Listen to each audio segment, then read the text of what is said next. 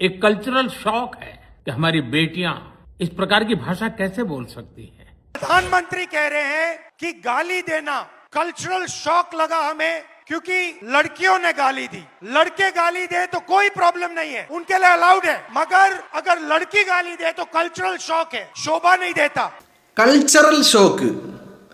പെൺകുട്ടികൾ എങ്ങനെയാണ് ഇങ്ങനെ ചീത്ത പറയുന്നത്? പെൺകുട്ടികൾക്ക് എങ്ങനെ അത് സാധിക്കുന്നു? നമ്മുടെ പെൺകുട്ടികൾക്ക് എങ്ങനെ അത് സാധിക്കുന്നു എന്നാണ്, അതിനെ കൾച്ചറൽ ഷോക്ക് എന്നാണ് നരേന്ദ്രമോദി പറയുന്നത്. അപ്പം അതിന് മറുപടിയാണ് രാഹുൽ ഗാന്ധി ഇന്നലെ പൂനെയിലെ ഛത്രൗങ്കി ഗുഞ്ച്, ഇന്നലെ വിദ്യാർത്ഥിനികൾക്ക് മാത്രമായിട്ട് പൂനെയിൽ ഒരു വലിയ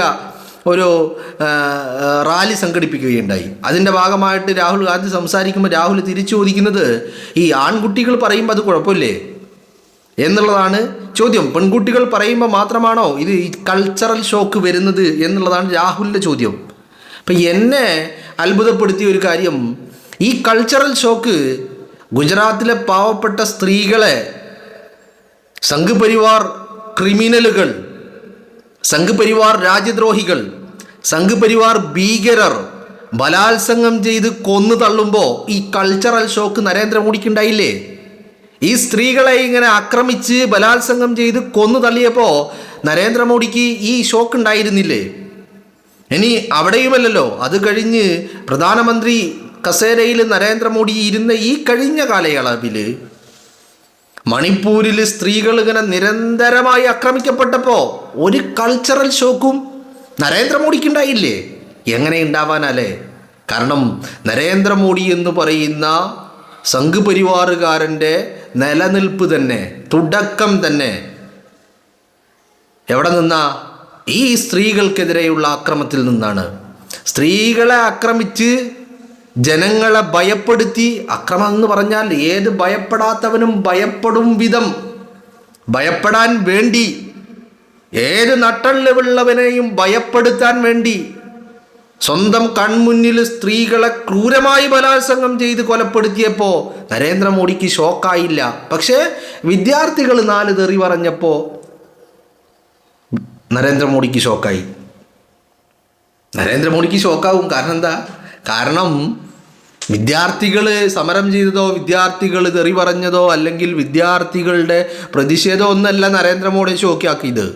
നരേന്ദ്രമോദി യഥാർത്ഥത്തിൽ ഞെട്ടിത്തരിച്ചു പോയ ഘട്ടമെന്ന് പറയുന്നത് ധർമ്മേന്ദ്ര പ്രധാൻ രാജിവെച്ച് ഇറങ്ങേണ്ടി വന്ന ആ ഘട്ട.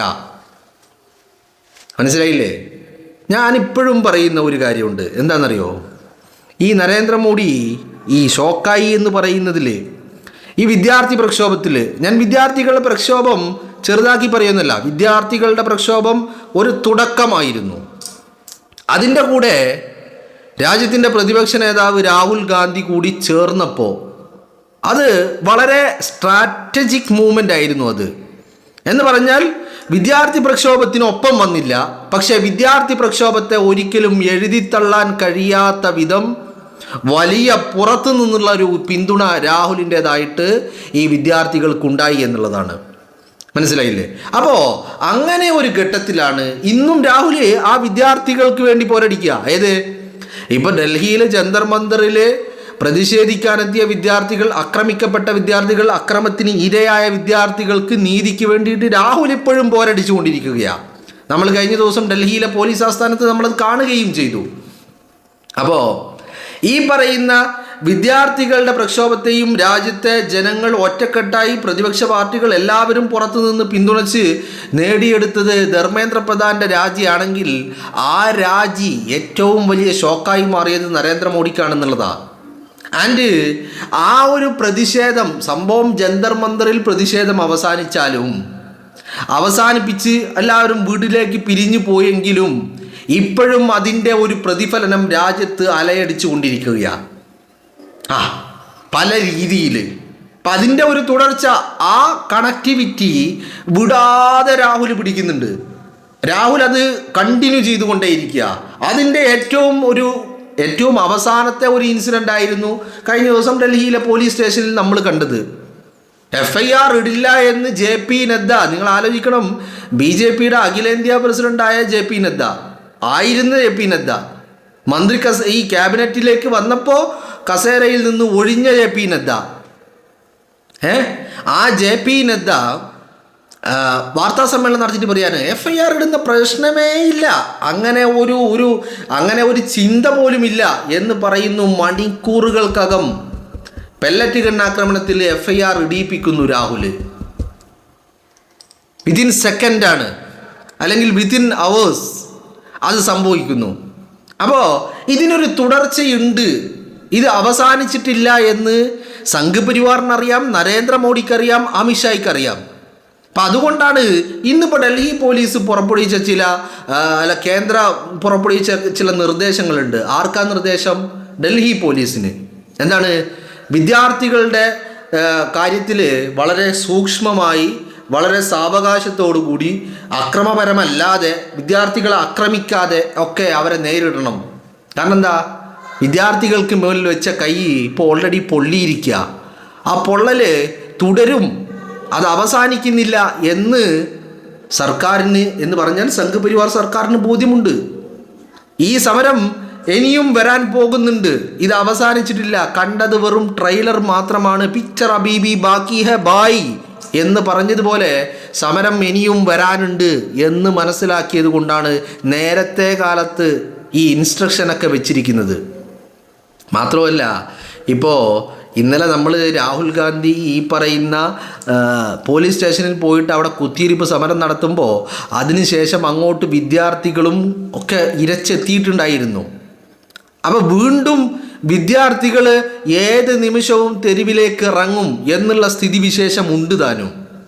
അതുകൊണ്ട് തന്നെ ഇനി വിദ്യാർത്ഥികൾ ഇറങ്ങിയാൽ വിദ്യാർത്ഥികളെ ക്യാമറയ്ക്ക് മുന്നിൽ ആക്രമിക്കാതിരിക്കുക എന്നുള്ളതാണ് ഇവരുടെ ലക്ഷ്യം.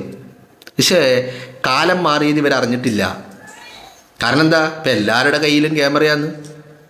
എല്ലാവരും കാര്യങ്ങൾ ഇപ്പോൾ ക്യാമറയും ഓണാക്കി പിടിച്ചിട്ടാണ് സമരത്തിനെത്തുന്നത്.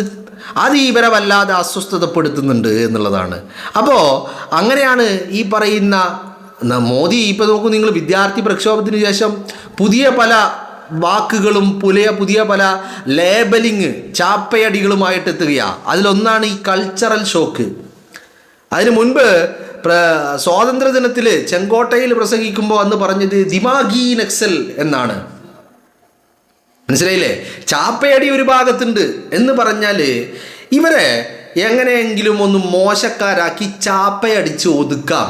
ഇത് കാലാകാലങ്ങളായിട്ട് തുടരുന്നുണ്ടല്ലോ. എന്ത് പറഞ്ഞാലും പാകിസ്ഥാനി, എന്ത് പറഞ്ഞാലും രാജ്യദ്രോഹി, ചോദ്യങ്ങൾ ചോദിക്കുന്നവനൊക്കെ രാജ്യദ്രോഹിയും പാകിസ്ഥാനിയും, അങ്ങനെ ഒരു പ്രവണത തുടർന്നുകൊണ്ടിരുന്നു. അപ്പോൾ അതുമായി ബന്ധപ്പെട്ട് അതേ രീതിയിൽ തുടരാമെന്നാണ് ഇവർ കരുതുന്നത്.